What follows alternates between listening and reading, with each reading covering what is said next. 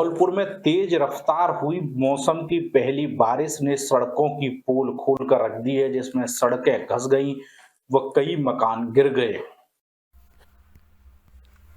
धौलपुर में बारिश से सड़क टूटी, कई बाउंड्री वॉल धराशायी। रात्रि में हुई 4.45 इंच बारिश से आम जनजीवन प्रभावित रहा तथा पार्वती में पानी आने से किसानों के चेहरे भी खिल गए।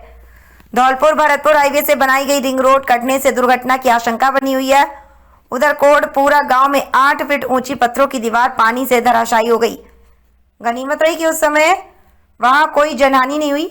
हालांकि पानी बरसने से बाजरा की फसल की बुआई में देरी होने से किसानों के चेहरों पर चिंता की लकीरें देखी जा रही हैं।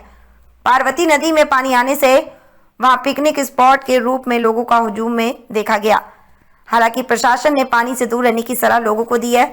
उधर मौसम विभाग ने आगामी दिनों में बारिश की चेतावनी दी है। धौलपुर से HP लवानिया की रिपोर्ट।